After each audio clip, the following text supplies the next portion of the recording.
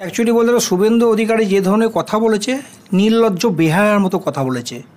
এটা প্রতিটা ক্ষেত্রে রাজনীতির মধ্যে প্রতিটা ক্ষেত্রে রাজনীতি জড়িয়ে আছে। দেখুন, সন্দেশখালী নিয়ে বহু নেতা মন্ত্রী বহু কিছু বলেছে।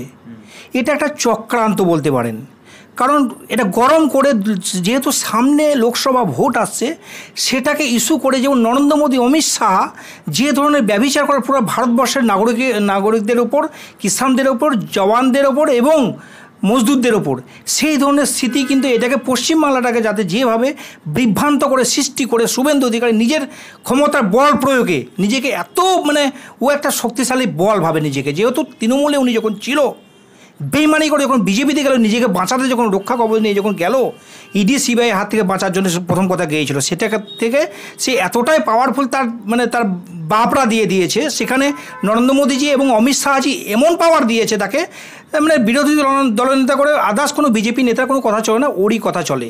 এবং যে ধরনের শিখ ধর্মকে অপমান করা হয়েছে, সাধারণত সর্বপ্রথম বলি আমি, এই যে ভারতবর্ষের একজন আইপিএস অফিসারকে যদি ইনি এই ধরনের নির্লজ্জ এবং খালিস্তানি তকমা দিতে পারে, তা সাধারণ মানুষের প্রতি কী রকম ধরনের ব্যভিচারও করতে পারে, এটা একটা ভয়ঙ্কর রূপের সৃষ্টি করেছে। এবং এই যে শিখ ধর্ম, যে পাগড়ি যে একটা বিরাট বড় একটা সম্মানের জিনিস, সম্মানীয় ব্যাপার, সেটাকে ওরা অসম্মান করেছে শুভেন্দু অধিকারী।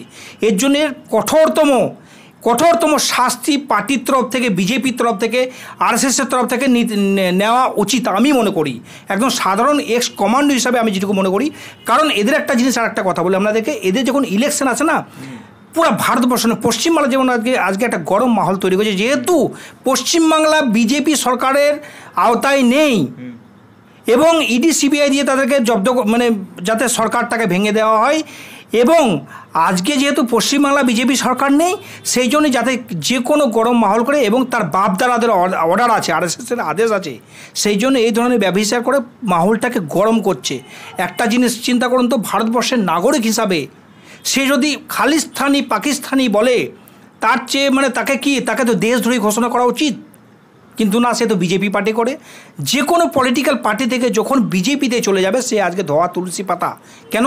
শুভেন্দু অধিকারীর এই যে বিবৃতি করেছে কঠোরতমভাবে নরেন্দ্র মোদী, অমিত শাহকে, এর জন্যে, এবং শুভেন্দু অধিকারীকে আম জনতার সামনে পুরো ভারতবাসীর কাছে, দেশের একদম মিডিয়া সাক্ষাৎ নিয়ে সকলের কাছে অ্যাকচুয়ালি ক্ষমা চাওয়া উচিত, নাহলে ওর কঠোরতম শাস্তি হওয়া উচিত। আমি যেটুকু একজন সাধারণ সমাজকর্মী এবং এক্স কমান্ডোসে যেটুকু আমি মনে করছি। আমি আপনার যে এই বিষয়ে সাক্ষাৎকার নেওয়ার আরও একটি কারণ আছে। আপনি যেহেতু সেনাবাহিনীতে ছিলেন এবং যার বিরুদ্ধে এই যে গোটা ঘটনা হয়েছে, যাকে খালিস্তানি তাকমা দেওয়া বলা হয়েছে বলে দাবি করা হচ্ছে, সেক্ষেত্রে আমরা যদি দেখি যে আপনি যেহেতু সেনাবাহিনী আর্মিতে ছিলেন, আর্মিদের মধ্যেও যারা শিখ ধর্মের কেউ থাকেন, তারাও পাগড়ি পরে থাকেন এবং গর্বের সাথে পাগড়ি পরে থাকেন, এবং শুধু আর্মির যে উচ্চপদস্থ কর্তারা আছে তারাও। তো সেক্ষেত্রে দাঁড়িয়ে একজন আইপিএস অফিসার, তাকে এরকম যদি মন্তব্য করা হয়ে থাকে, তাহলে কতটা নিন্দাজনক হয় ব্যাপারটা। অ্যাকচুয়ালি ধর্মীয় ভাবাবেগেও তা আঘাত করা হয়। অ্যাকচুয়ালি বলি, শিখ ধর্মগুরু যারা আছে তাদেরকে অপমান করা হয়েছে, শিখ ধর্মকে অবলম্বন করা হয়েছে, অপমানিত হয়েছে। ওনাদের মতো আন্দোলন শুরু করেছেন পশ্চিমবাংলায়, পুরো ভারতবর্ষের মধ্যে এই ব্যাপারটা নিয়ে একটা আন্দোলনের সৃষ্টি হয়ে গিয়েছে, আপনারা জানেন।